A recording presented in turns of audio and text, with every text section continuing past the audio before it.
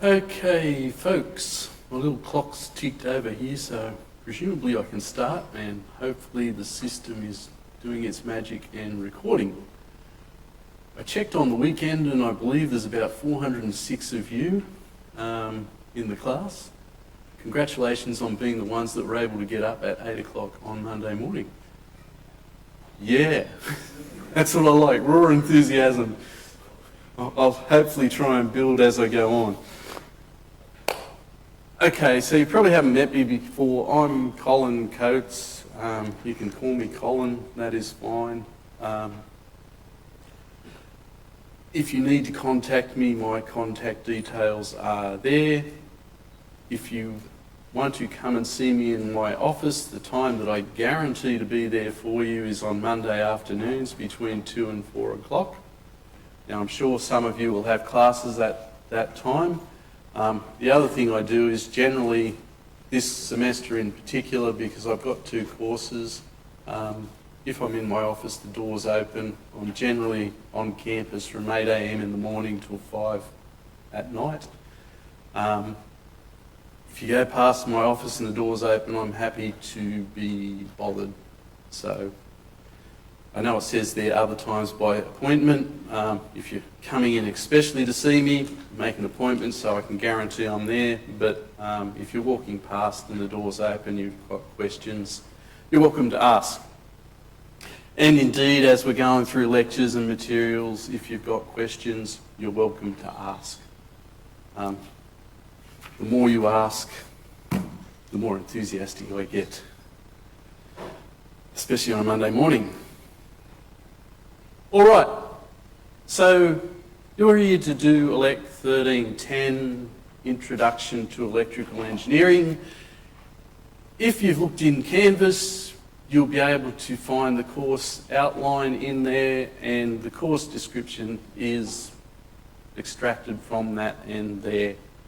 I won't read it, I know you can read. Essentially what this course is about is circuit theory.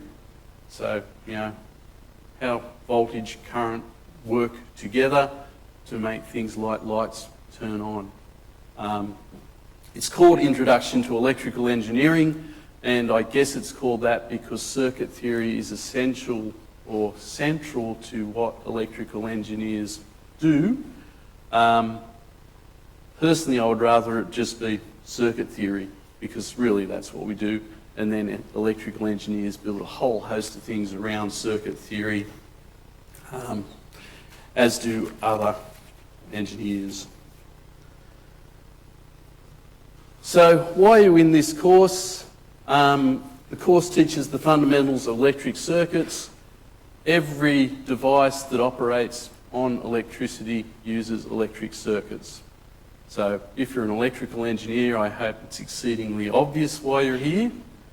But there is a whole host of disciplines in the room, ranging from aerospace, computer systems, electrical, mechanical, mechatronic, medical, and renewable energy engineers. All of you at some level have some involvement or interaction with electrical circuits. Now, the one I'll draw attention to, only because I have mechanical engineers say to me, Colin, why do I do this course all the time? I'll give you my reasoning. By all means, go back to your mechanical engineering program conveners and get their reasoning. From my perspective, when I started engineering way back in the late 1980s, I worked in the steelworks down in Port Kembla. There were really only 2 kinds of engineers, electrical and mechanical. Now, our job in the steelworks at Port Kembla was essentially to make sure the production line did its thing. We weren't there to be electrical engineers or mechanical engineers, we were there to make steel. Now, there was a happy little line, what I did electrically by itself was totally useless for making steel because I needed bits of mechanical equipment attached to my motors.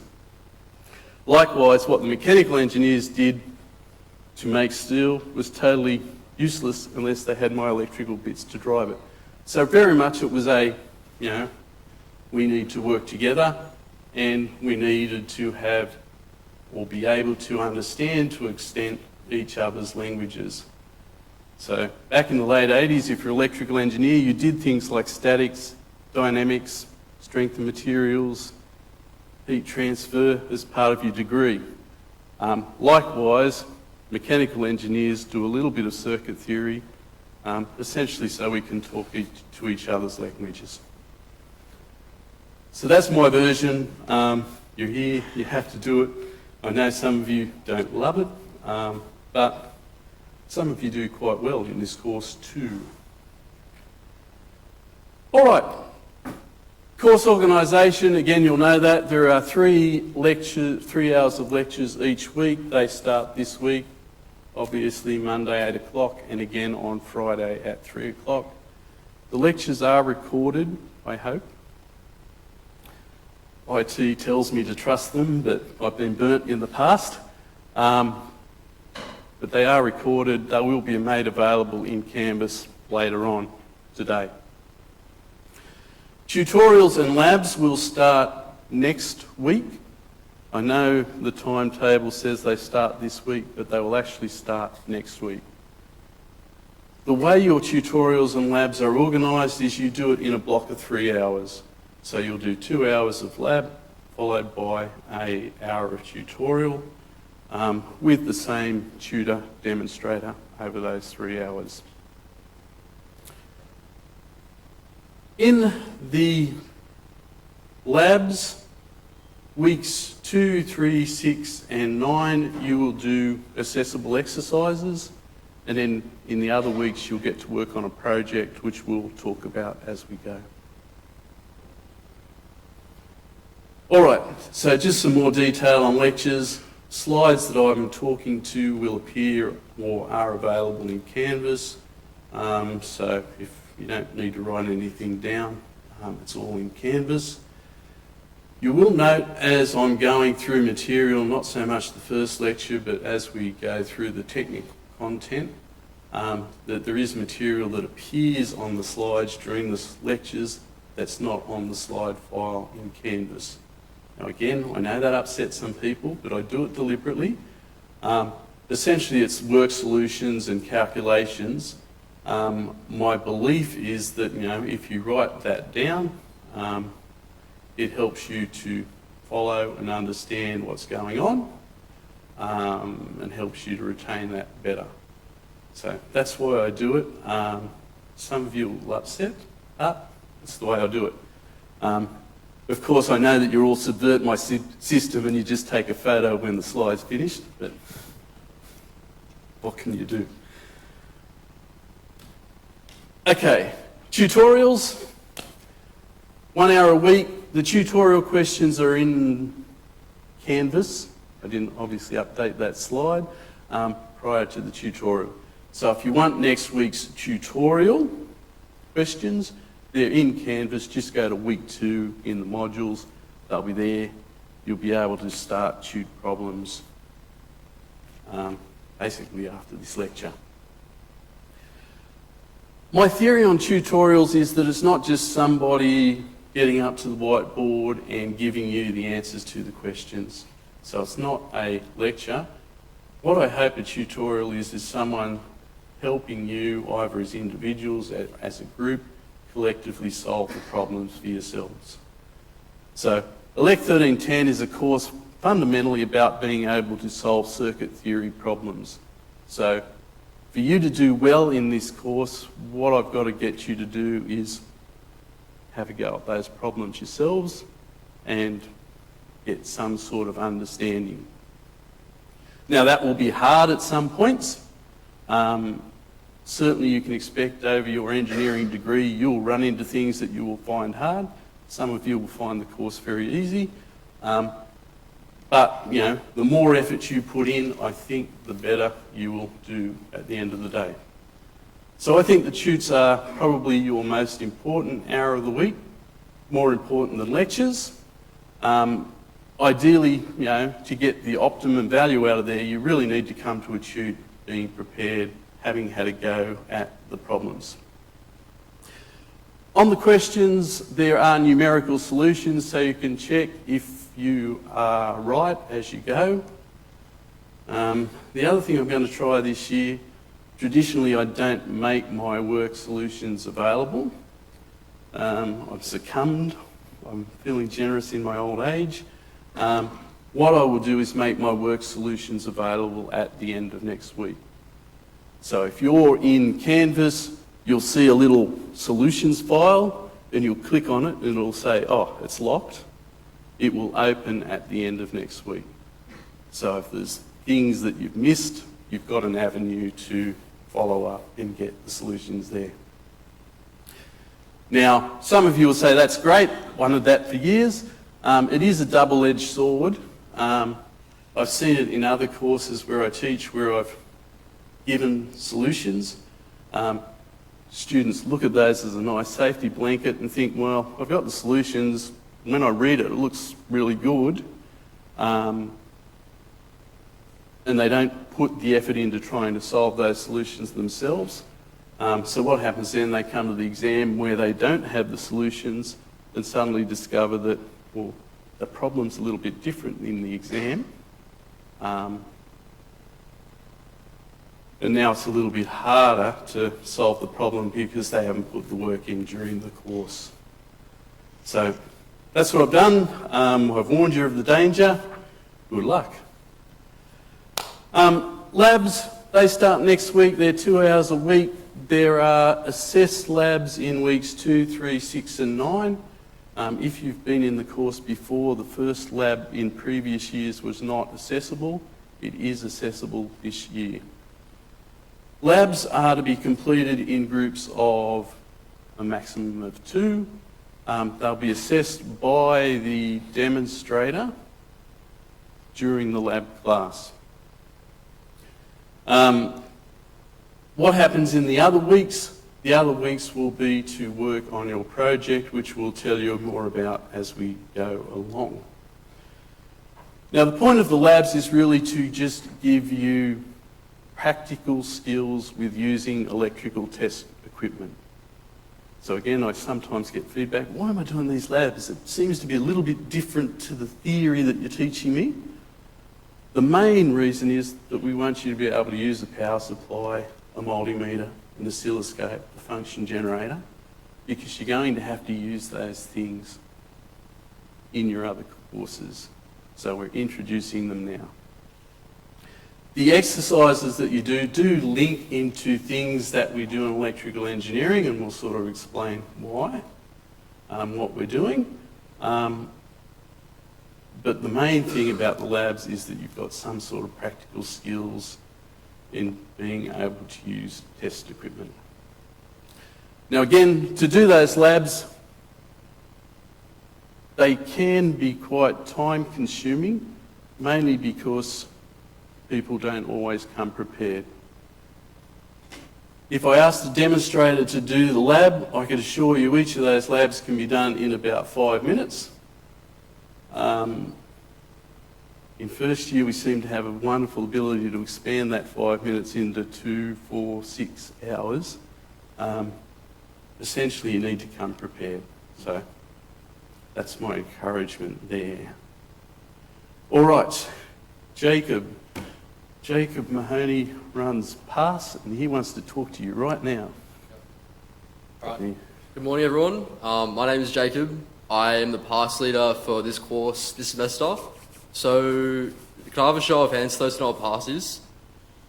All right, sweet. That makes my job pretty easy. So, for those who don't know, PASS is a session you can come into. It runs twice a week, starting next week, and we're pretty much just practicing problems in this course.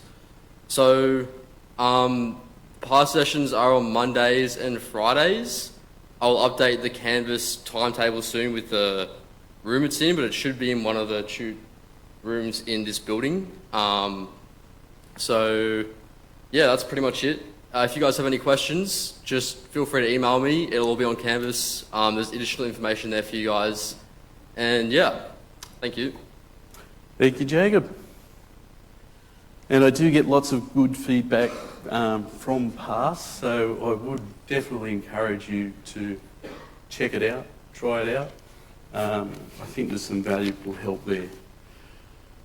One of the problems I struggle with is I've been doing circuit theory for 30 plus years, so I think everything is really easy.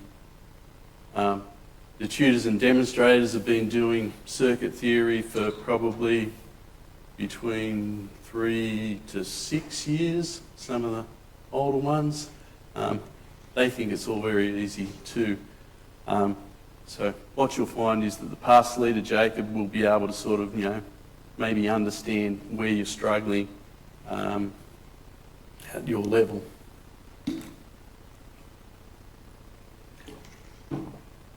Something else that occurred to me as we're talking about labs and tutes, obviously you're enrolled into a lab and tutorial class at this point in time. Well, there may be one or two of you that still haven't managed to get into a lab or tute class.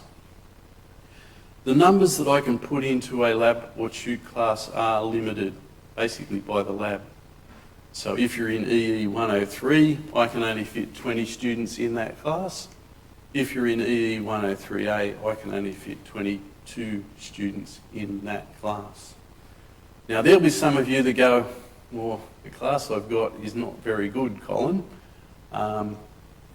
Worst case scenario, it's you've got classes that clash that mean you've got a choice. In that case, that's a problem. I'm prepared to look at it. Not so worst case scenario is that, well, I'm in a class, but it's inconvenient to me. It means I, have to come in on whatever day for those 3 hours when I could be working in my part-time job or something, I don't know. There is not much I can do at this point in time unless you know you've got a real problem. So if you've got a real problem, there are clashes, let me know.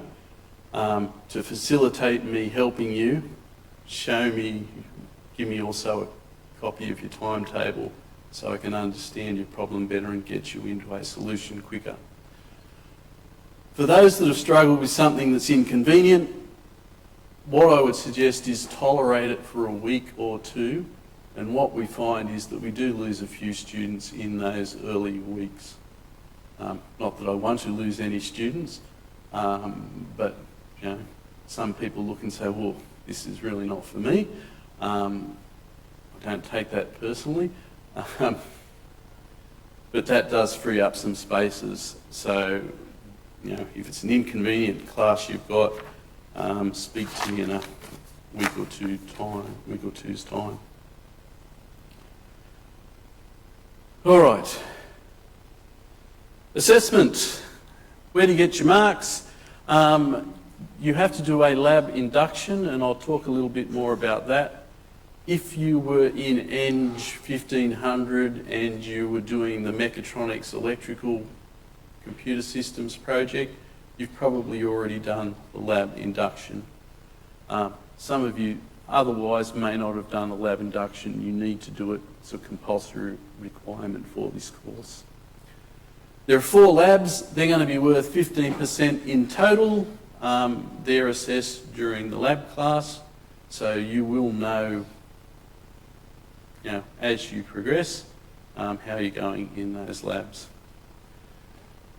There will be 3 quizzes in weeks 4, 7 and 10. They will be online quizzes. I've got a few emails over the weekend that I opened up this morning. Someone managed to go into quiz 1, which I thought was quite amusing. If you're that person and you're in the room, don't panic, it'll all be sorted out. Quiz 1, all the quizzes will actually change a bit this year. The quizzes that are currently sitting in Canvas are legacy quizzes. So that will all be fixed. There will be a project which we'll talk about more in the week or 2 to come, worth 20%, and a final exam which is worth 50%. All right, lab induction. This firstly is not necessary if you completed the electrical lab induction in semester 1. So your lab induction lasts for a year. If you come back and do another electrical course next year, you'll have to do the lab induction again. And if it makes you feel better, I have to do the lab induction every year myself, as do all the people that use the lab. To get to the lab induction, you need to go to Canvas. You need to select the 2022 CESE Work, Health and Safety course. Now your Canvas will look a little bit different. That's a screenshot of mine, but there should be something that looks like that in Canvas for you. Once you're in the course, scroll down to the ELEC coded courses. So there are lists of courses right across the college. I only need you to do the induction for the electrical courses. You'll discover electrical and electronic engineering. Click on that. That will get you to that page, and then you've sort of just got to progress through that and answer the questions. Now you do need to do that because it's a compulsory requirement. The other thing that's going to happen a little differently this year is that the way the labs are set up is that you'll have to tap in to get into the laboratory. And the only way your student card will work to tap in to get into the laboratory is if you've done the induction. So I predict that's going to cause problems. I've flagged to the powers that be that I think that's going to cause problems. But nevertheless, the powers that be want to use that system. We will make it work, but there's a checking mechanism to make sure that you've done that induction. You can take as many attempts as you want to do the induction. There is a link in the middle of that page to the Electrical and Electronic Engineering Safety Manual. That's a good thing to have open as you do the induction because all the answers are in that manual. Yeah. All right, textbook.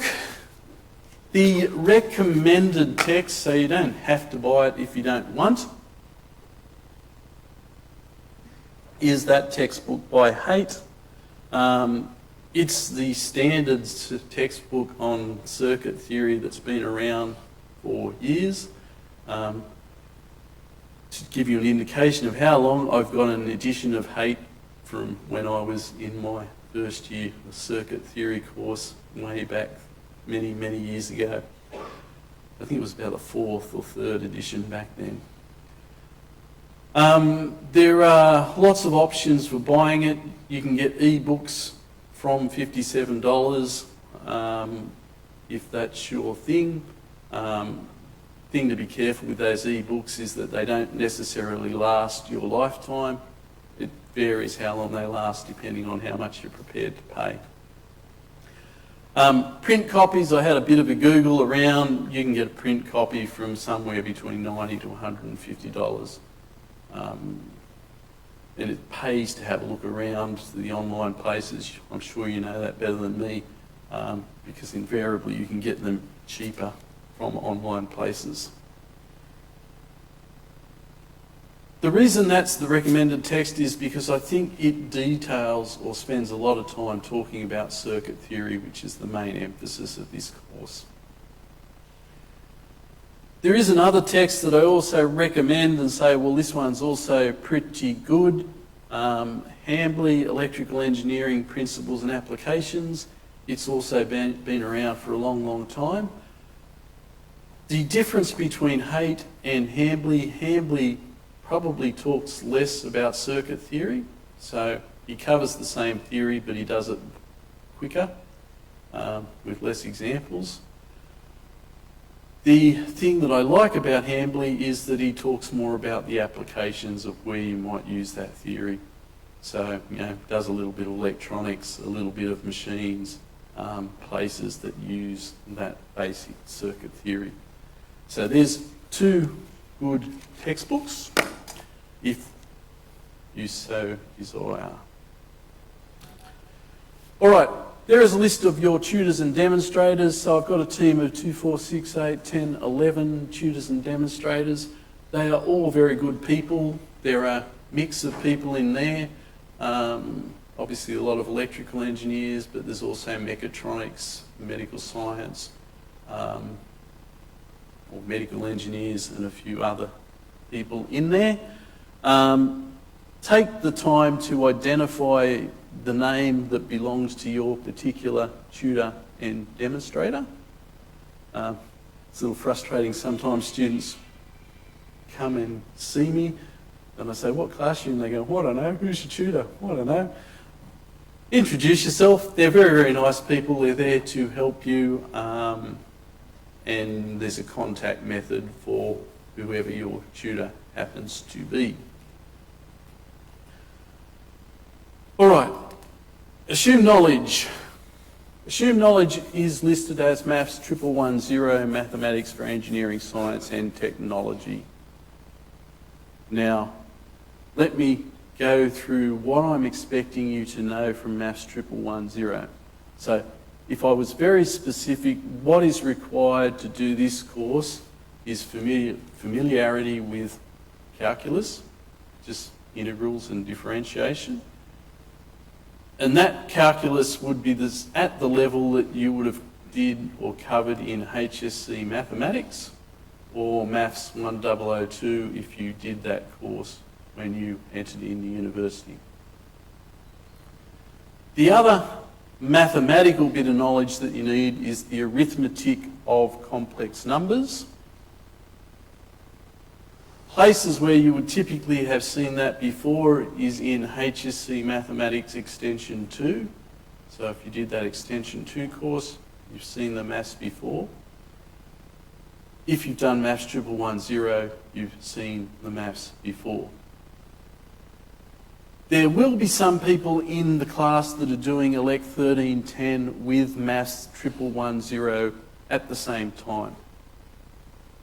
And I don't have a problem with that, and it shouldn't create a problem for you, because if you look at the sequencing of the material in the mathematics course, you will have covered complex numbers in Maths 1110 before I use it in ELEC1310. So if you've concurrently enrolled in those two courses, good. If you did Maths 1110 last semester, good. The people that are going to run into a problem are the people that haven't done Maths 1110 or haven't done Maths 1110 or aren't doing it concurrently with Maths 1110.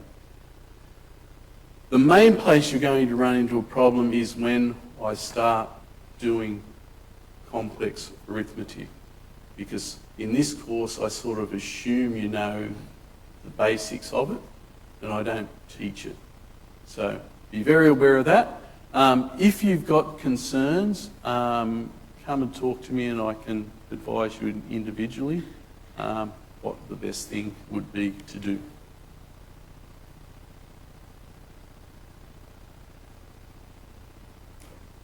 Calculators. So when I talk about complex arithmetic, I talk about calculations something like that. So that's a typical calculation you might do later in the course. So you've got little j's, so you've got imaginary complex numbers in there.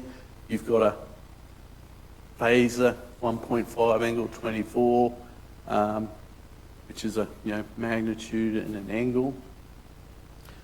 And we need to be able to do that calculation. You will be greatly assisted in doing those calculations if you have a calculator that does complex mathematics. And what I've discovered is that most people come out of high school with a calculator that doesn't do complex mathematics. They love it dearly, but you really want a calculator that does complex arithmetic. It will be very helpful to you as you progress through your engineering degree, because it makes that calculation 15 seconds as you push the numbers into the calculator. If you try and do that manually without a scientific calculator, it will take you minutes. So a complex or a calculator with complex arithmetic functionality would be a great asset to you in this course and indeed in the rest of your engineering program. All right. Canvas is a work in progress. Be a little bit patient with me. It's the first time I've had a Canvas course. I didn't teach last semester. I'm hating it already because it's different to Blackboard, which is what I was used to. And it means I have to do something differently, so it's very frustrating. But essentially, go in there, have a look around. The lecture, the tutorial and lab materials all contained in the modules folder. So you should be able to get that material in there. I am updating the course a little bit this year, so you'll notice that as we progress through, the files will change to the latest versions, but basically the structure's there. There will be your grades recorded there so you can see how you're going. There's a discussion board. Your lecture recordings will be accessed through there. So have a look around. Be familiar with that course or learning management site. Questions? As I said, I think it's very important that you ask questions if you need to. If you're in class, just ask. Bear in mind that when I'm looking up out here, I just see a sea of faces and it's hard to spot any particular individual. So you might need to shout and say something like, "Oi, Colin," or wave or something to get my attention, but it won't bother me in the slightest if you ask. Outside of class, if you've got questions of a technical nature, I'd actually prefer them to be asked via the Canvas discussion board, mainly because if you're asking that question, someone else probably wants to know the same answer. So if you do it there, I can answer for many people instead of just one. You can upload scanned pictures, particularly in circuits. That can be helpful because, yeah, we're dealing with circuits. So sending me emails about, can you explain problem 1.3, I'll still respond, but I'd prefer it to come through that discussion board medium. Okay, COVID-19. Don't we just love this virus? Just a reminder, if you have cold and flu symptoms, you should not attend university. Get tested and don't attend university until you know you're free of COVID. And undoubtedly, some of us will get COVID at some point in time during the course. I've already got a couple of emails this morning. "Hey Colin, I tested positive over the weekend." We will adjust the course if you're in that position so that you're not disadvantaged. So obviously, if you're sick and you couldn't come to lectures, you will get access to the recordings. Obviously, if you're sick and you can't come to tutorials and labs, what I would suggest you do is just say to your tutor, which is why I sort of stressed find out who they are, send them an email and say, "Look, I can't be in your class this week," and they will just say, "Okay, that's all right, you can do your lab the week after or when you're better." So I expect it to be an ongoing issue. We're not here to punish anyone. You can't help it if you catch COVID. We'll give you opportunities to catch material up.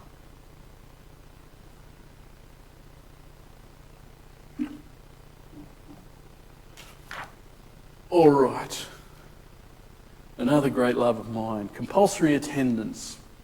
It is a first year course, so you must participate in 70% of both the labs and the tutorials, and you do that by using your little app and saying, "Hey, I'm here," and everything's taken care of. So you've presumably seen that before. You probably know the system better than me. If you're having trouble with the system, just check with your tutor and demonstrator. Now, I'm perfectly happy to be sensible about that. And indeed, I think the uni wants us academics to be sensible about that. Why the university introduced that rule is to sort of encourage you to be actively participating in labs and tutes, because we know if you do that, you'll do better at university. So they're trying to train you while you're young. But there will be things that come up. You know, you'll be sick, you've got COVID 1 week, other things happen. We'll be sensible about that. Just, you know, probably use your tutor and demonstrator as the main point of contact. Reasonable adjustment plans. There will be students in this group that have reasonable adjustment plans. You need to forward those to me. Nobody else does. It's your confidential information. Just send the document to me. Whatever the document requires will be put in place for the course. I go say this because invariably what happens is I get some early and then I get some week 13, and by week 13 you've done most of your assessments, and if you needed extra time for quizzes, I just haven't given it to you because I haven't known. So if you're one of those students that have a reasonable adjustment plan, it's no big deal. Just send me an email and say, here it is, Colin, and whatever allowance is in there will happen magically, automatically. Excellent. I'm going to stop and ask you guys, do you have any questions about the organisation of the course? Yes, sir.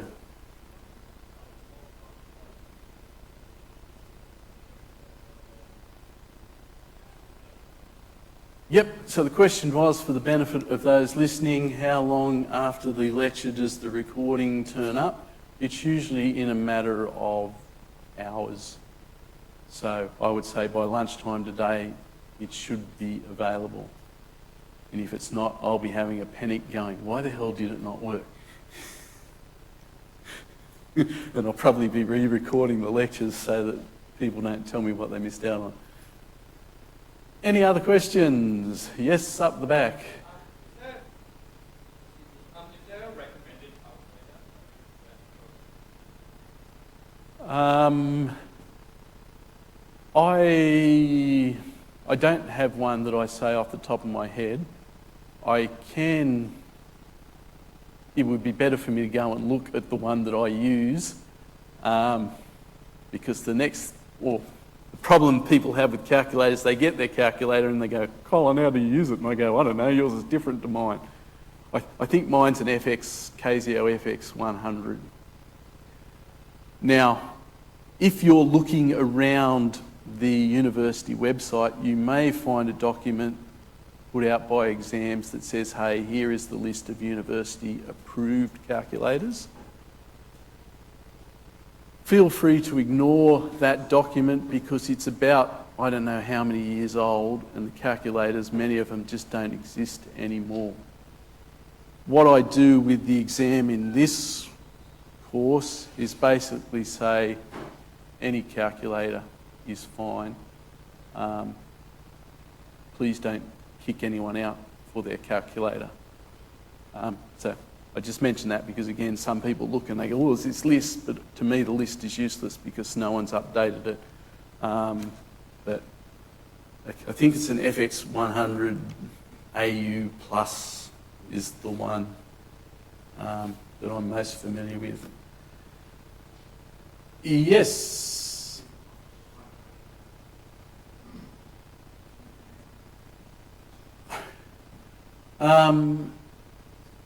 As far as I'm concerned, it's not. There's always some special student that brings basically his PC in and says, "What's my calculator?"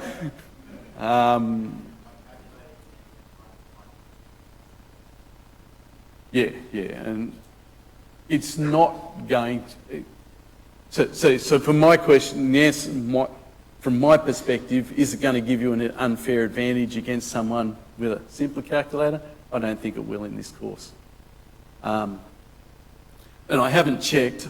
I suspect the final exam's going to be another one that you have to do online at home, as much as I hate that. So you'll be free to use whatever you want. Now, the other side of that is, of course, when I make my exam, I make sure that, you know, someone isn't going to be advantaged by the resource that they may be able to have at home. There is strategy that goes on in there.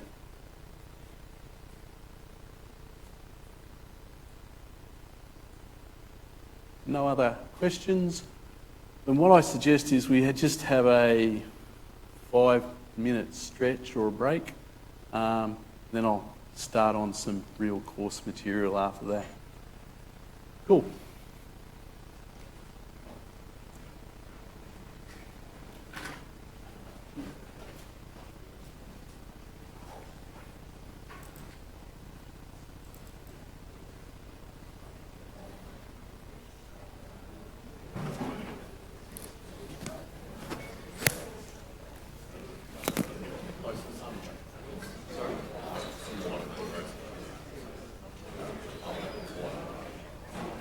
Where is it? I think there's a drink machine out, not in the foyer, but just across. I don't know whether there's water.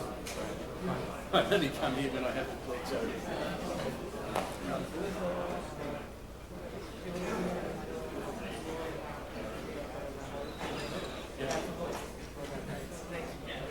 It's not at home, it's just that when you it's my place.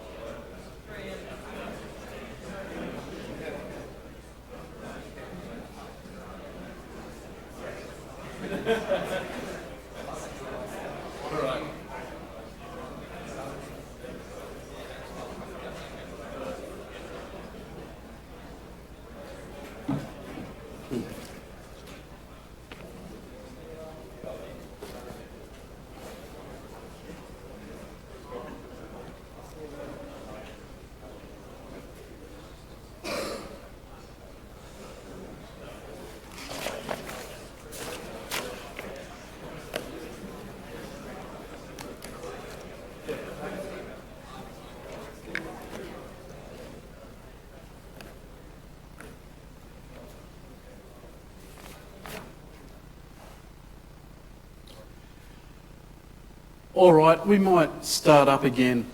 My typical pattern with lectures, if you like, is I try and start about 8:05 because that's when the recording kicks in. I try and have my lectures go for about 50 minutes so that we stop at 5 to the hour and give you a 10-minute break and then we go another hour. I say that's my typical pattern. Some weeks, like this week, I find that first lecture very boring. Usually I go through it quicker than I probably should. So hopefully today we might finish a little bit early. Okay, charge, current and voltage. Now the first thing I'm going to talk about is just SI units and engineering notation. I look at this section every year and I go, why do I start with this? It's so boring. Can I get rid of it? When I mark the final exams, I say, people ignore it anyway. It's important. So the units that we're going to use in engineering are the SI or System International System of Units. They're a system of units built on 7 basic units. Now, if you've grown up in Australia, you've been using them all along. You know the basic units of length, metre, kilogram, for mass, time, seconds. Some others you may not have encountered. So in this course, we're going to deal with electric current. So the unit that we measure current in is the ampere or the amp. You've probably encountered temperature. The SI unit is Kelvin, not Celsius. The amount of substance, the mole, if you've done chemistry. Light luminosity is measured in candles or candelas. Now, I guess one of the reasons I point those out, and it's not so much of a problem here, some of the later courses, some of the textbooks from more of a US origin try and talk in non-SI units. Where I'm teaching, I try to work exclusively in SI units.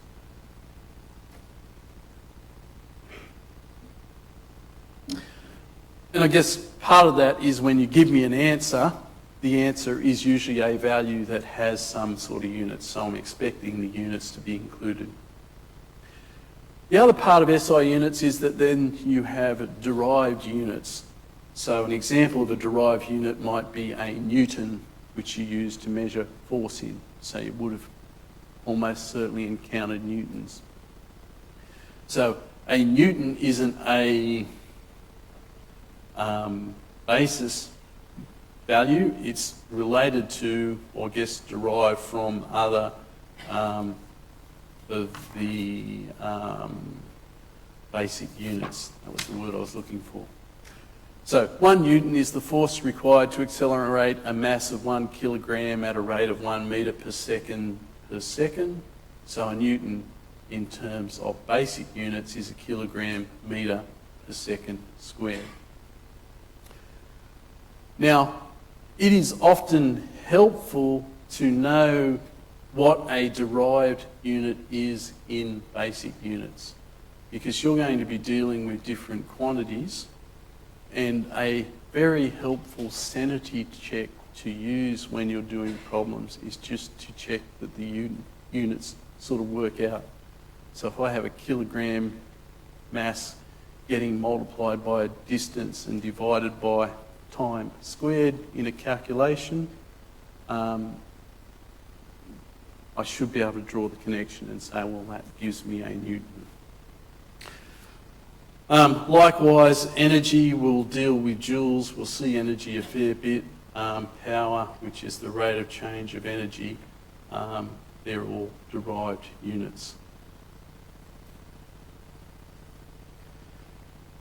In this table, I've just listed, I think I grabbed it out of hate, to be honest, a list of the important units for electrical engineering. So it's handy to keep that list somewhere. You will become more familiar with those values as we go through the course, and indeed as you do things related to electrical engineering. So for example, current, we usually give it a symbol I, and its units are amps. Another one that we'll see in this course is resistance. We usually give it a symbol R, and its units are in ohms.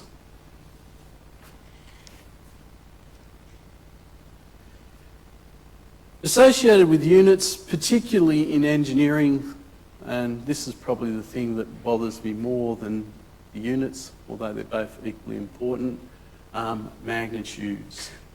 So one of the peculiarities of electrical engineering or electrical systems is that we at sometimes deal with very, very small numbers, and at other times we'll deal with very, very large numbers. So two examples there, the output power of a radio telescope may be as small as whatever that number is. 0 point lots of zeros watts. So microwatts, nanowatts, a very small number. On the large end of the scale, you could go to a power station. The output power, could be quite conceivably in the order of megawatts, thousands of megawatts. So there's a very large range of numbers that we deal with in applications in electrical engineering. To accommodate large numbers, we're going to use exponential or base 10 style notation. And you've probably seen scientific notation before. So if I had to write 35,000, in scientific notation, I would write that as 3.5 times 10 to the power 4. If I had to write 0.000042, in scientific notation, that would be 4.2 times 10 to the minus 5.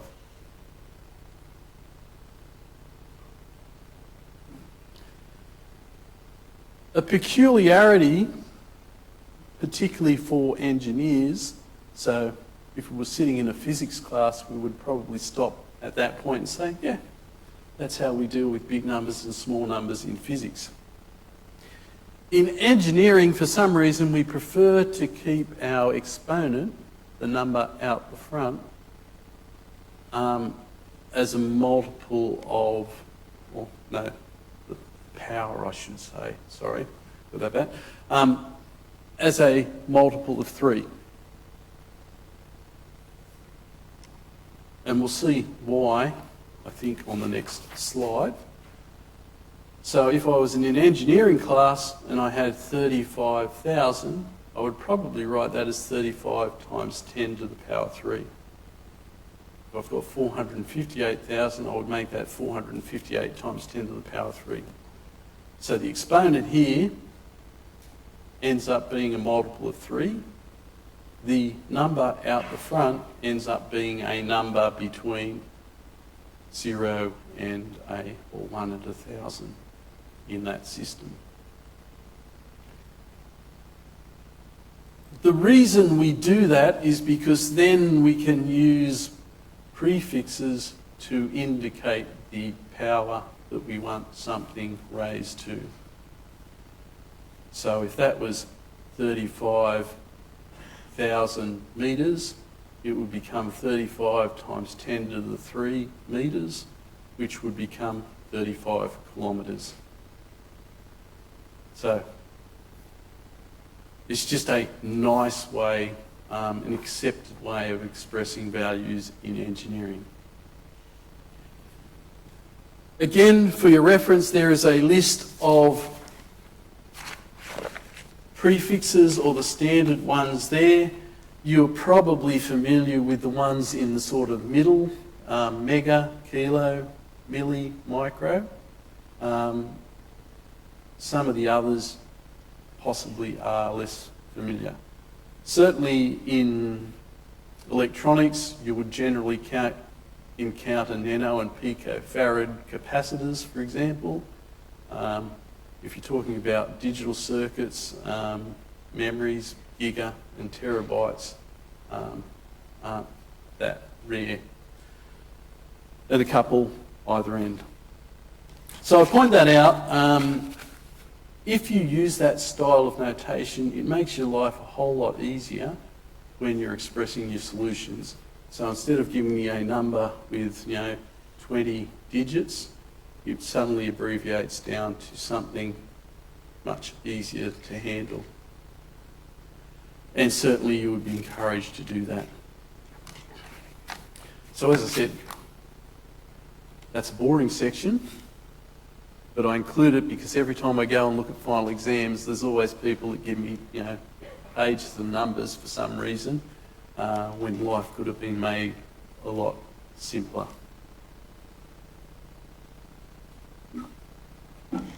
All right, let's get on to electrical engineering.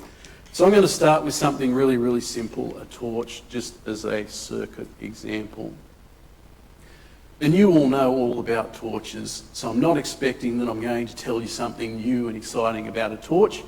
Everyone knows how a torch works. If I was a, product design person, there are probably things that I could get really excited about by that torch. So this particular torch is a nice, vibrant shade of green, which obviously looks attractive. It's obviously being designed with a nice round handle, which is easy for me to carry because it's a torch and that's what I want to do. It's got pretty little serrations down here, presumably going to give it a nice grip. Now they're all wonderful things and they're important things. From my perspective, I'm interested in the engineering aspects of the torch. How does it functionally work? What are the key components? I don't care if it's ugly, how does it work? So that's what we're going to think about. What's in that particular torch? And again, I know you know this, but let's think about it anyway. So certainly there will be an energy source, which would be a battery. So a battery is just, a store of energy. The energy is actually stored in the chemical bonds of the materials inside the battery. Battery has two terminals. You can see one terminal there, and again you will know that's the positive end because it's got the little knob on it. The other clue is that it's got a plus written on the side of the battery. You can't see it, but there's a negative end on the other end of the battery. So it's a two-terminal device. In terminology that we will use in this course, I could also describe the battery as a voltage source. It produces a voltage. So that particular battery is probably a 1.5 volt battery. The other part of my torch, or another part of my torch, there's a few parts, then is a light. The job of the light is going to be to convert the electrical energy into light energy. So this is an old style light. You can see it's got the little filament in there. The way that old style light works is that you pass current through that filament and the filament gets hot and it then glows and emits light. Again, the light as a device has two terminals. The terminals on this light is the little metal contact down there on the bottom, and then the metal contact here around the side. So the side metal contact will connect to one end of that filament, the bottom contact will connect to the other end of that particular filament.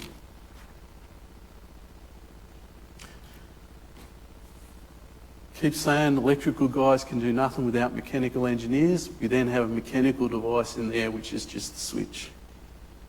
Now again, you think switch, it's a bit trivial. As you go through later courses in electrical engineering, you'll realise that in some circumstances, switches are quite a complicated device. If you're going to break quite a large current, there's a lot of physical demands required of that switch. But in this case, it's just a torch. There's not a lot of current. The switch is a switch. And that's a particularly daggy looking switch, but it was the only nice one I could find on the internet that sort of looked like a switch. The fourth part of the circuit then is wires, and the wires would be connected as such to create a circuit. Now when I say a circuit, that is normally a closed path. So as I go around that, it travels around in a complete lap or circle, if you like. I've colour-coded my wires a little bit. I've made my positive wire red. Still considered a positive wire after the switch. And I've made my negative wire a black wire, just to differentiate them. So that's what's in my torch. I close the switch and then the magic happens. The light, of course, turns on. Then you've got a very simple circuit. Now, I've got no doubt that you're looking at that and going, gee, that's not very complicated. I thought this course was supposed to be hard, Colin. It's not intentionally hard. But the good news is that most circuits that you operate or build, essentially that's simple. Basically you have a source, maybe a switching mechanism and a load. And that's the sort of circuit we need to be able to understand. You're saying, how else do I see that? And, I've got to measure a force in a piece of equipment, so I have a sensor which acts as my source, two wires connected to my computer that might be reading that value so that it can control something else. So a lot of circuits are just that simple loop type structure.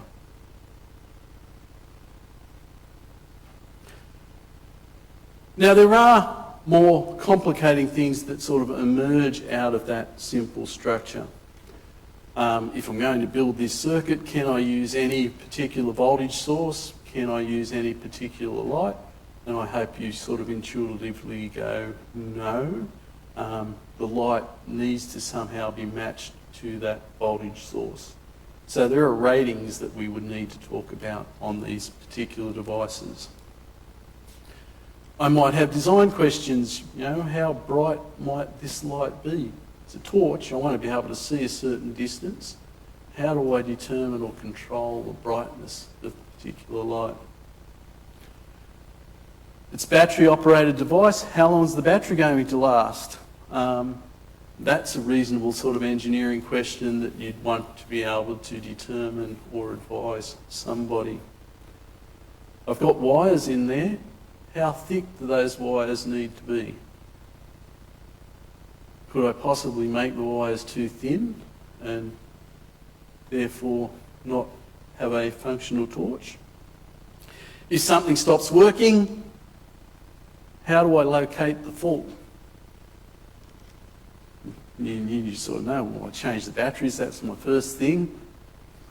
Batteries don't work, it's something else that's too hard, throw away and get a new torch. So there are things in there, even in a simple circuit, that we need to think about and be comfortable with. So, as I said, simple circuit, that's the basic idea we're dealing with. What we're going to do now is sort of build up the detail and the theory that underpins all that. So our starting place will be to first think about what electric current is. And more fundamentally, what is electric charge? So, again, I possibly offend anyone that's into physics here. I'll give you a very simplistic understanding of what charge is and how current works. I could, of course, make it more complicated, and indeed physicists do that because they, obviously want to understand this at a more detailed level. I'm going to give you an understanding that sort of lets you build circuits. We understand that matter is made up of atoms. So if I think of an atom in simplistic terms, the atom has a nucleus, sort of represented over here by the red and the yellow dots in the centre of the atom. That nucleus consists of two kinds of particles, protons and neutrons. I think in our diagram the protons are the red ones, the neutrons are the yellow ones.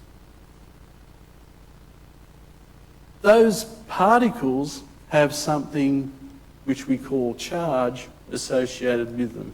So you would know that protons have a positive charge, neutrons have no charge, they're sort of neutral. Around that nucleus, you then have orbiting electrons, represented by the little blue dots.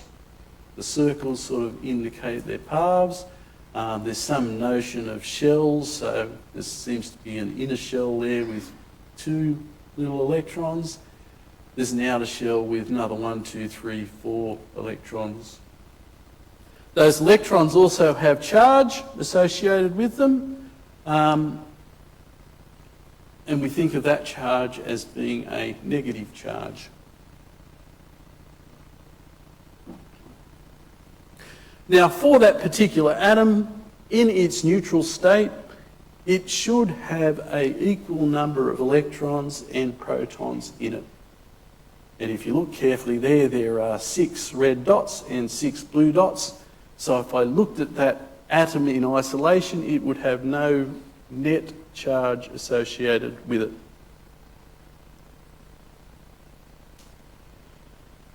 Now, it is possible to strip electrons away from an atom and get those electrons to move.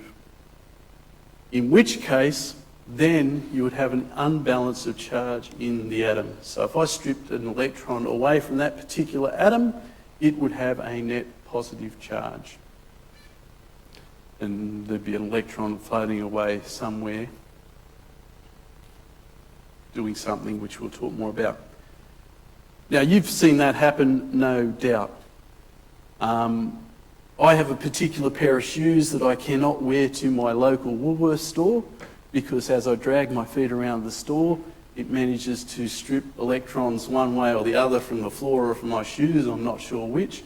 And if I wear those particular shoes, every time I touch a metal shelf, I get an electric shock. And we've all done that, carpet, you drag your feet and you can strip electrons and zap people, have fun, whatever. So you know a little bit about that.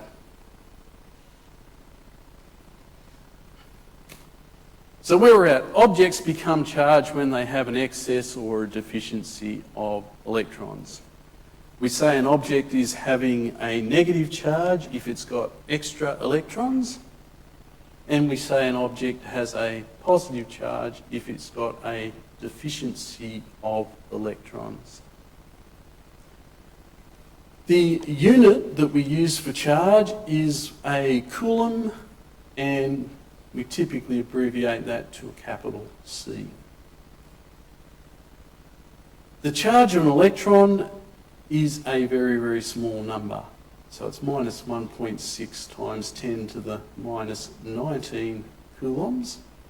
And that's a number from physics, so it's written in scientific notation, not engineering, in case you're sitting there worried going, oh, he's thrown the stuff from the first part of the lecture out already. Where we use this number from physics, they tend to come in scientific notation.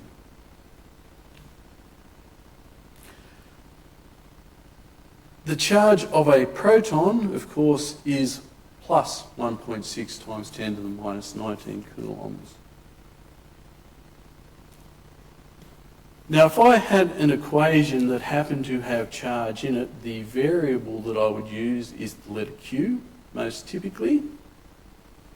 And another thing you'll notice in electrical engineering, if we use a capital Q, we usually mean a fixed or DC value for charge. If we use a little q, we usually mean a variable or AC value for charge. So that's the first thing I want to communicate, that there's this thing called charge. And as far as we're concerned, it relates to an excess or deficiency of electrons.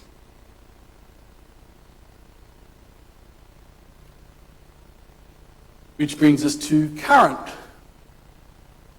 Current is what we call the movement of charge. So if I can get a lot of electrons to go from here to over here, I do that by creating a current from this point to that point. It's a flow of charge. Physically, the way we determine a current in a circuit is that we count the total charge that passes through an arbitrary cross-section of conductor or wire during a unit time or 1 second. So physically, when you measure current, what you can imagine is that you've got a wire, you've got little units of charge moving through that wire, and current is basically the sum of the charge that moves through that cross-section in a unit time. Now that's not physically what we do. We don't sort of sit there and say, oh, there's an electron, there's an electron. But notionally, that is what we're doing. So current is generally measured in amperes. Now no one says amperes because it just sounds a bit pretentious. We usually say amps for short. And the unit's letter A. The symbol for the current variable is the letter I, where a capital would constitute a DC component. A lowercase I would constitute or represent a varying current. So current is just the flow of charge.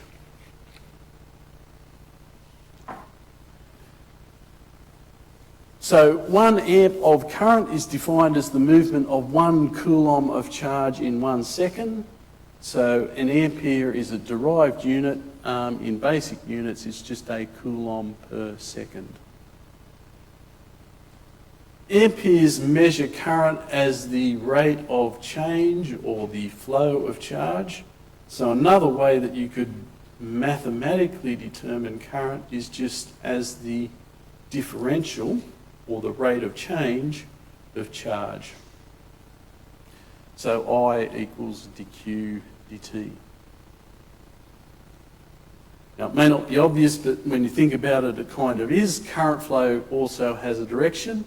I can have charge going from here to here, and I might define that as positive. I could conversely have charge going from here back to here, which would mean that I've got a negative current.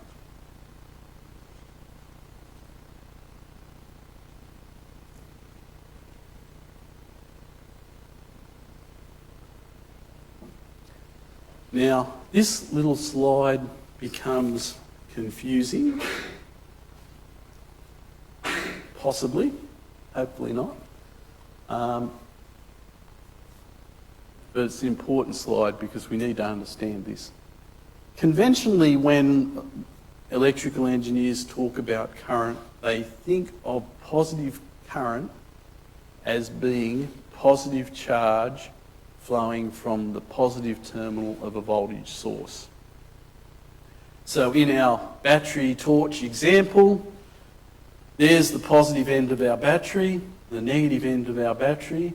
We think of current as being positive charge flowing in that direction around that loop. And that's the way I'm going to encourage us to always think of current as being positive charge flowing around a loop. Now here's the confusing bit, and I don't know why we did it this way, but someone years ago made this decision and went, "Ooh, doesn't matter." The confusing bit is that in an actual circuit, so in metals, charge is carried by electrons. Positive charge represents protons. Protons are tied up in the atoms. They can't move. So in that circuit, the thing that is actually moving is the electrons. And the electrons have negative charge, and they're actually flowing in the other direction. So where the electrons are doing, are they coming from this end of the battery, flowing backwards in that direction? So I would call that electron current.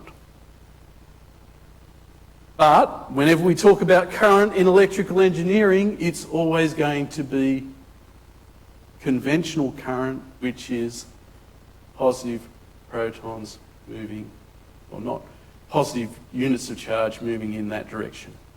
So it's good that you physically have that understanding. If it gets confusing, just forget about electrons and think, well, charge is the flowing, current is the flowing of positive charge. But in practice, it's really electrons moving in the opposite direction. In all the circuits that we deal with, we will think of charge as being positive charge flowing in the conventional sense. But in reality, it will be electrons flowing in the reverse sense. There are instances where you do get real flow of positive charge. So it is possible. I saw a PhD student research seminar last week. This particular student was looking at trying, well, in partnership with some people from biomedicine, trying to understand how nerves work. So how does the sensation of pain travel through my body? How do the little neurons transmit pain? What I gather from his seminar, that in neurons, the way that electricity moves is through positive calcium ions. So the thing the student's trying to map is the flow of calcium ions through neurons. So there are cases where charge does end up being positive charge moving. But for our purposes, current is typically electrons flowing, but we think about current in a conventional sense. All right. So here's an example. I've got a charge of an electron is minus 1.6 times 10 to the minus 19 coulombs. I've got a current of 2 amps in a wire carried by electrons. How many electrons will pass through that wire in each second? So this is an example where stuff magically appears that's not on your slides. So remember, current is just the amount of charge that moves per unit time. So it's delta Q over delta T, or dQ dt. The units of current are coulombs per second, or more conventionally, amps. I'll keep saying coulombs per second because it helps embed that idea of charge flowing, but in a couple of weeks' time I'll forget about that and I would just say amps. So if I say I've got 2 amps flowing in the wire, what I'm saying is I've got 2 coulombs of charge flowing through that wire in each particular second.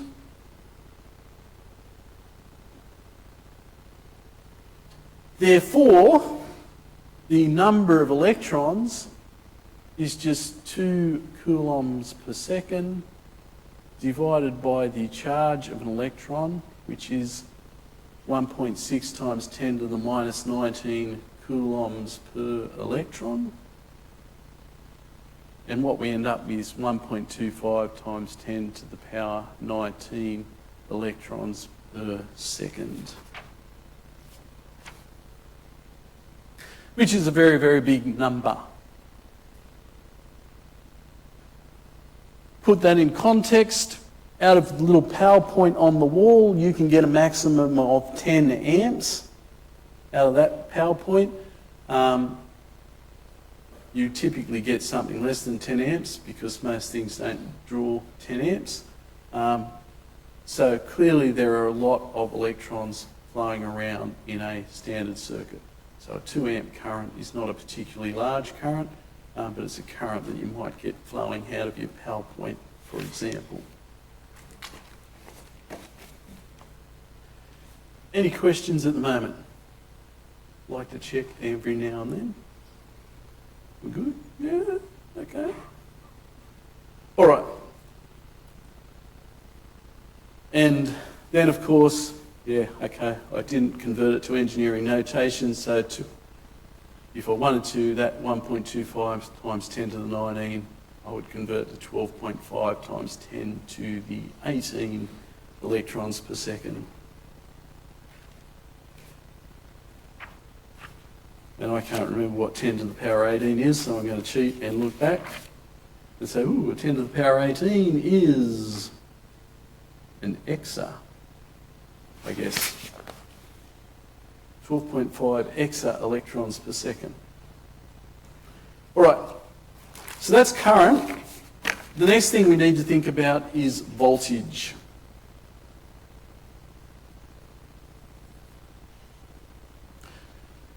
So my supposition here is that I have some circuit element that happens to have 2 terminals. Most circuit elements that we deal with in this course will have 2 terminals. Now I don't know exactly what this circuit element is, and it doesn't matter to the discussion. I'm just assuming it's that blue blob. And there's 2 wires, wire A and there's wire B.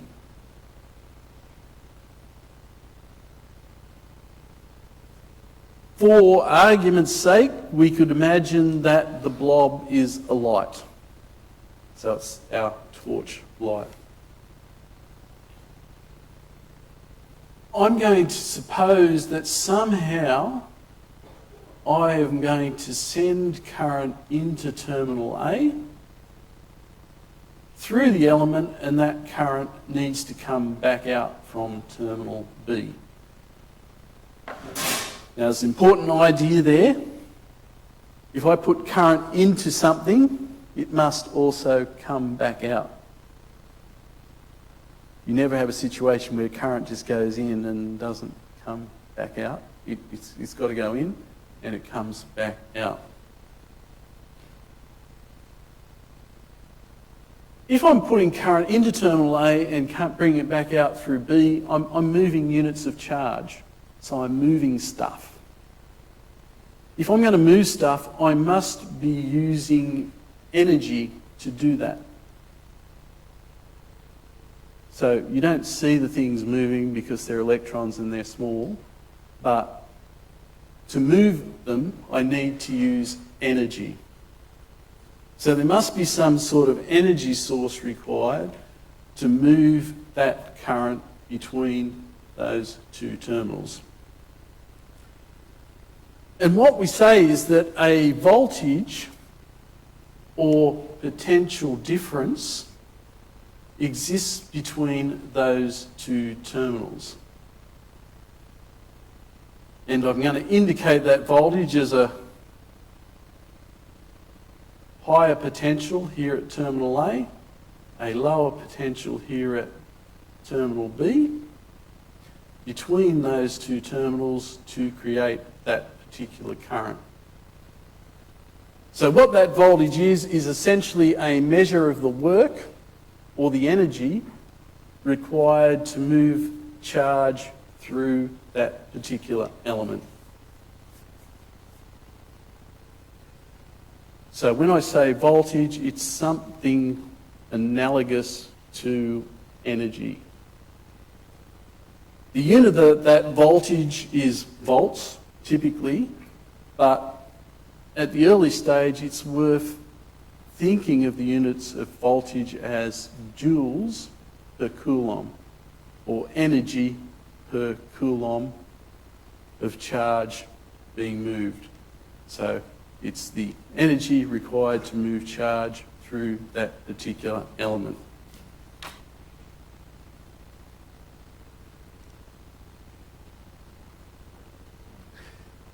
Hence, people use that terminology potential difference, the sort of a potential energy between those two terminals.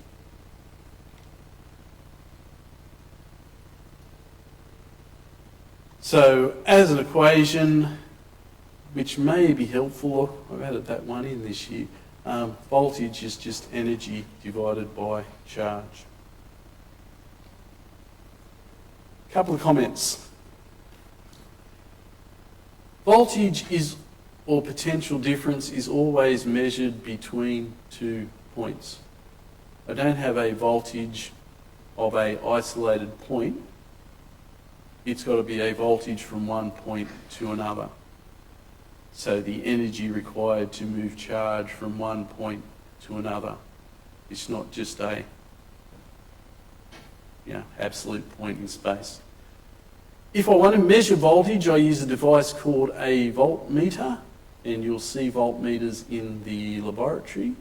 They always have 2 leads because you need to measure voltage between 2 points.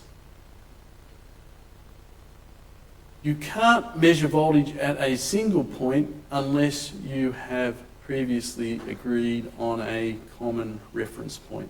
So sometimes, if I've got a complicated circuit, I might call a spot in the circuit 0 volts, and I would measure every voltage with respect to 0 volts. So it looks like I'm measuring a voltage at a single point, but it's a single point measured to a common reference point. So it is in some circuits, particularly complicated circuits, useful to define a reference point for all voltages.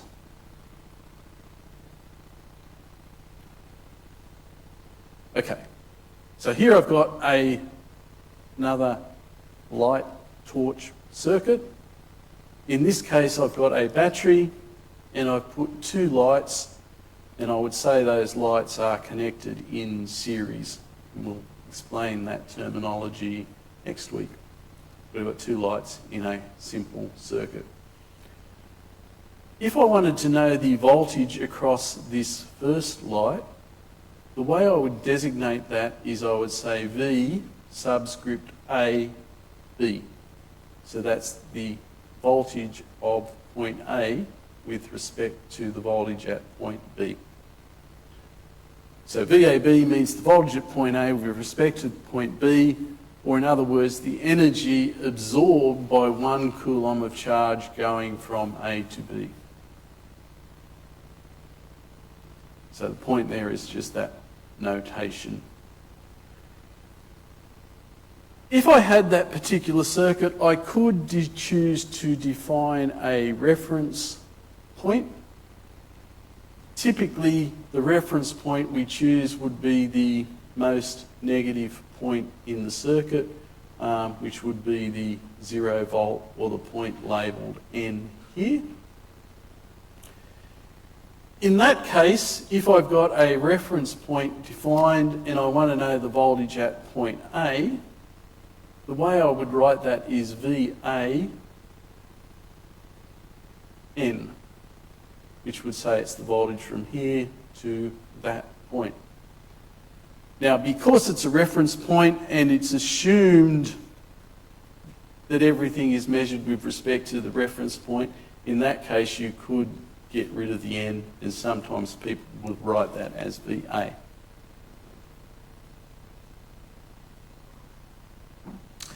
Okay, so any voltage with a single subscript is a voltage with respect to the reference, which is the 0 volt or the ground or the earth. And there are three symbols down here that people will see, or you'll see used commonly in circuit diagrams. All right, so that's the main two things I wanted to communicate today, current and voltage. On first, I guess, encountering them, they're a little abstract. I think the lecture on Friday where we start to put them in a circuit and see how they relate to each other beds it in a little bit better. But something I will point out which may be helpful is this analogy here. So one of the challenges with electrical engineering is that you can't actually see the electrons moving. So unless a light turns on, you don't know anything's happening. Or unless a motor turns or something, you know. Mouse lead with power lead going through it looks pretty much like a mouse lead with no power going through it. Some people find this analogy helpful where they sort of compare an electrical circuit to a fluid circuit where you've got a flow of liquid where you can, you know, see what is happening in that particular circuit. So I'll mention this, mainly it might help you in your understanding of how to think about a circuit. I'll never mention it again after this point, but if it's there, if you find it useful and it's good, I'm glad I mentioned it.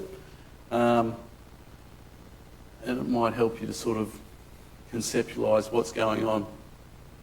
So up the top, I've got my electrical circuit where I've got a voltage source, a battery, a switch, and a load, which might be the light. Here it's called a resistance, and we'll talk about why we would call it a resistance on Friday. So you've got that sort of circuit. The battery is the energy source. And a way you could think about that as, say, in a hydraulic sense, is the equivalent of, say, a pump in a fluid circuit.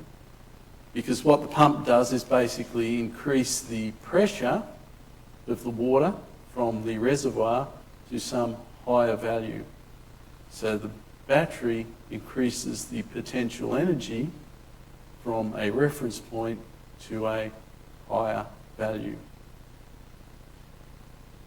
In my electrical circuit, I have a switch.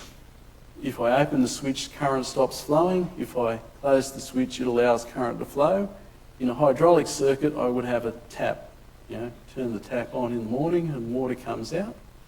Turn it off and water stops flowing out.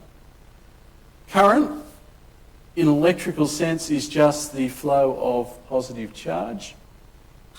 In a hydraulic sense, you know, that's equivalent to the flow of water.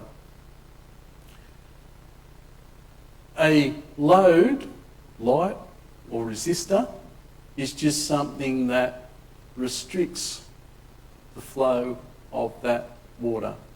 So in this particular case, they've used a water wheel as a sort of load. Effectively, you get a pressure drop across that water wheel. Up here, your water is at the pressure that the pump generates. Across the water wheel, the pressure reduces back down to zero, or the pressure of the water in the pond. Across a resistor, you've got a potential difference or a voltage equivalent to pressure.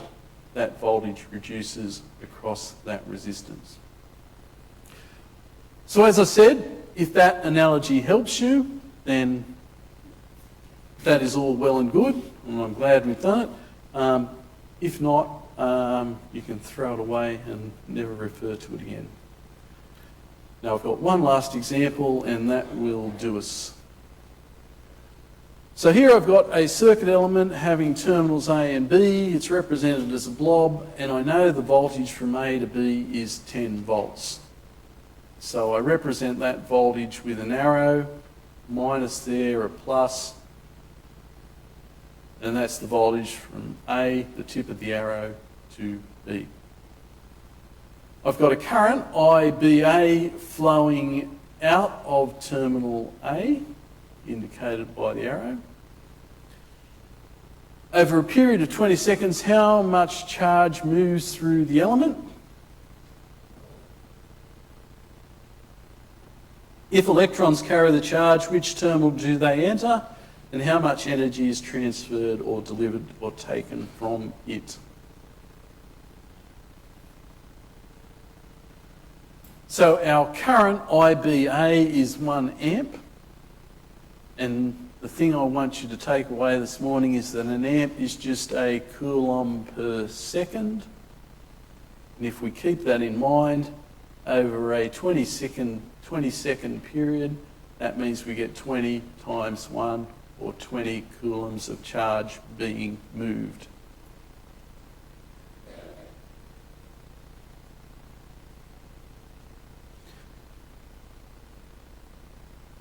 In a conventional sense, we think of that current as being the flow of positive charge.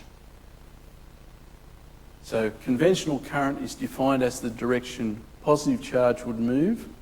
So what we're saying is that positive charge is coming out of terminal A. So in terms of what does that mean for the electrons, which are negative charge, they are flowing into terminal A.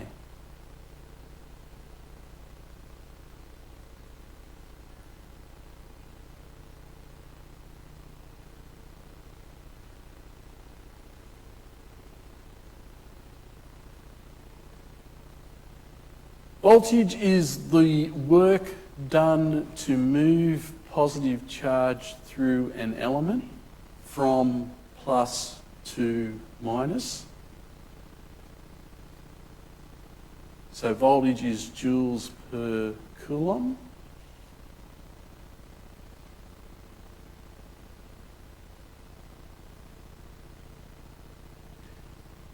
The energy therefore transferred is 10 joules per coulomb, or 10 volts, multiplied by 20 coulombs, or the charge moved in 20 seconds. So what that says is that we transfer 200 joules of energy in that 20-second period.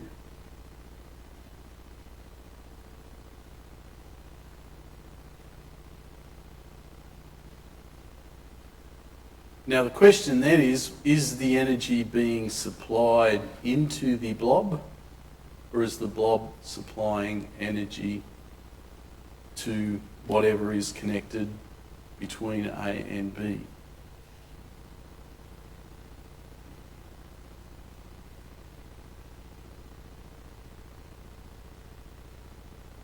I didn't read that right. I was alarmed. I was going, that's not the right answer, but I just read it wrong.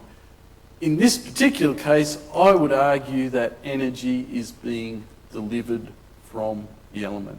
So it's 200 joules of energy coming from the element. Now we're going to look at this question in more detail next Monday. But as a general rule of thumb, the way I imagine or get this right in my little head is I think of a battery. Now if I think of a battery, I've got a positive and a negative end. Batteries supply energy typically. What I would expect from my battery, if it's supplying energy, is that positive current is coming out of the positive terminal. And that corresponds to supplying energy. When I get to my light, I've got a positive terminal. The current is actually flowing into the positive terminal, so it consumes energy. But the thing that tells me energy is being delivered from this element is that I've got positive current flowing out of that positive terminal. Now again, I expect that's possibly a little challenging on a Monday morning. I looked at this example as I was preparing these lectures and I said, oh, I want to get rid of that, but I think it's going to be a good stepping stone to what we do next Monday. So in the end I left it in there. All right, are there any questions? At this point in time, if you're really keen, I can assure you you've got enough theory to do tutorial 1, questions 1 through 6. Welcome to have a look at those. Otherwise, we'll stop there. I'll remind you there are no labs and tutorials this week, so don't feel the urge to go to a lab or tutorial because there'll be no one there. They will start next week. Otherwise, I will see you all on Friday. Yes, sir.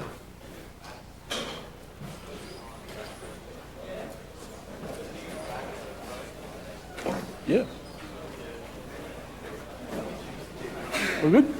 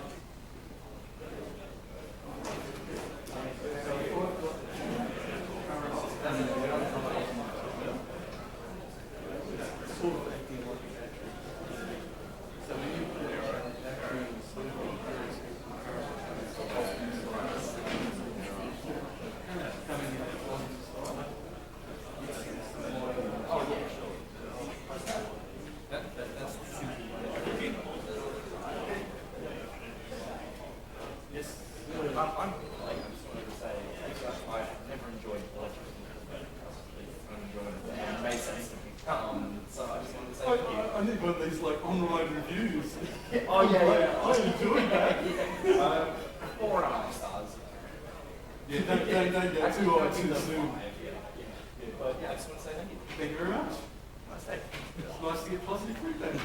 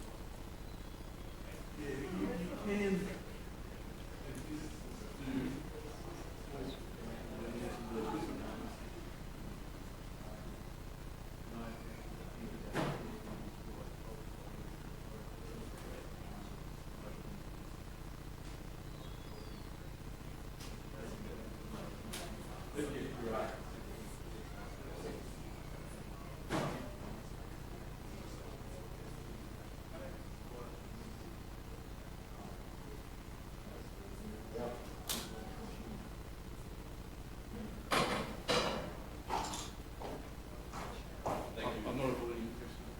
I'm asked to use the room. I'm going to just start shutting up. So ask. Not on? That's an easy one.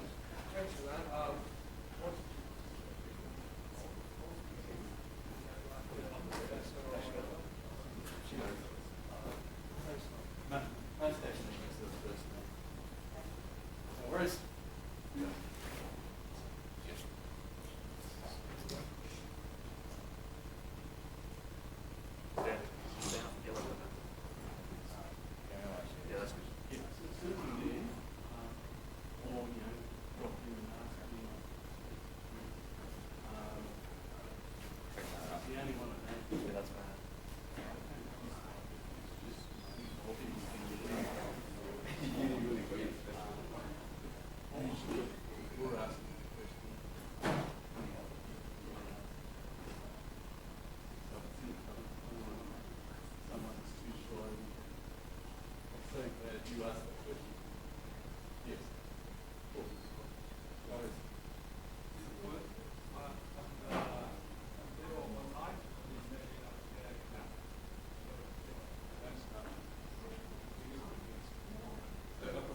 You've got 3 extra hours of your life this week.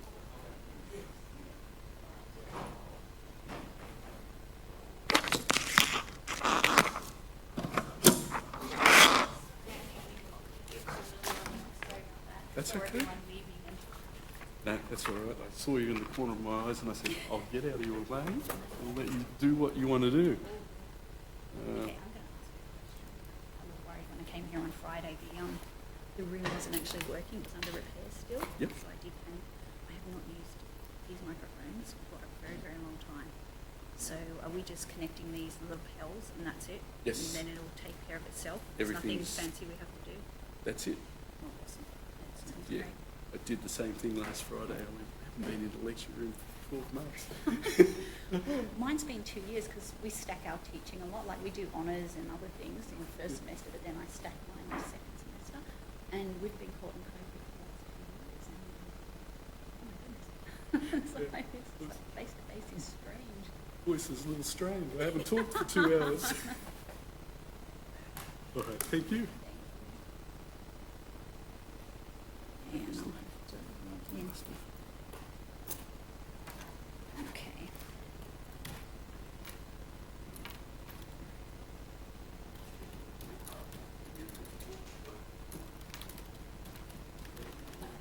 Wow, I don't like the spotlight on me, that I can definitely say. Audio, microphones, lighting. That's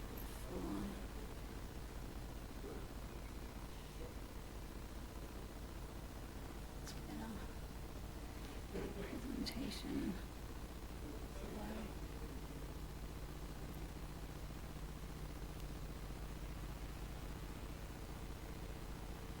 No, I'm going to keep it in full because otherwise I'm going to have a spotlight in my face. Okay.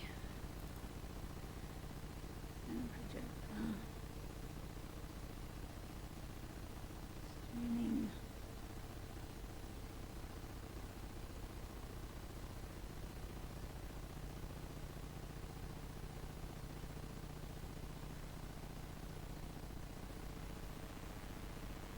Seriously, this is annoying. Morning everyone, you here for construction management? Okay, we have a very small cohort on campus, so if you want to come way down here, that would be awesome, and then you'll get to meet each other as well. I'm going to move that up while I try and work out this projector.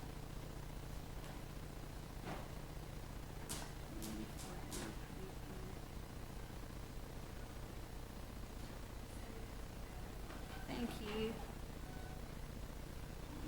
And display off.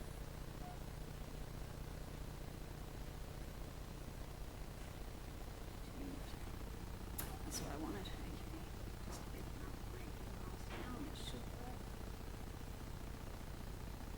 It's getting closer to the front. Come on, come down, please. I'm not that scary, honestly. How about? Because we're only going to have probably about 20 students.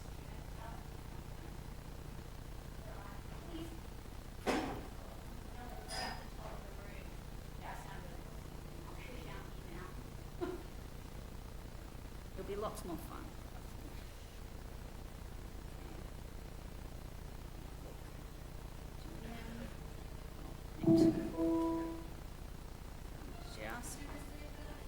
I'm just going to spend a couple of minutes quickly setting up this computer.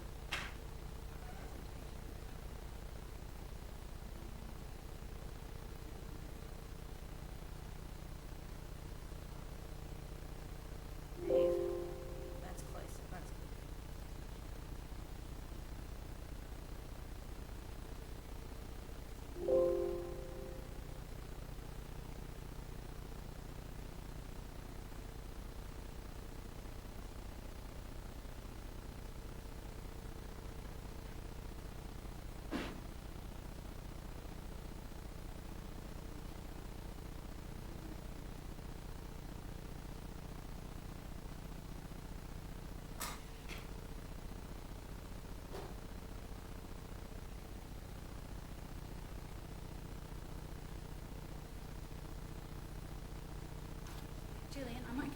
it on a USB because it doesn't like opening it onto this computer because it hasn't. Yeah.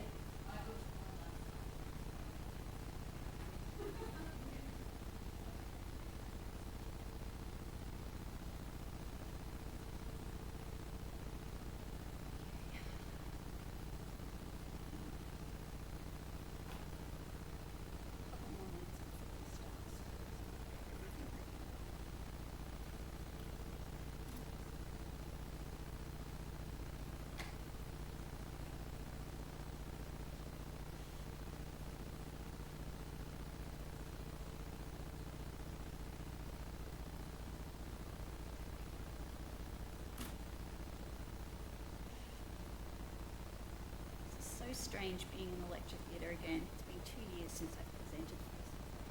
It's just bizarre. Were you all here in semester one? Yep.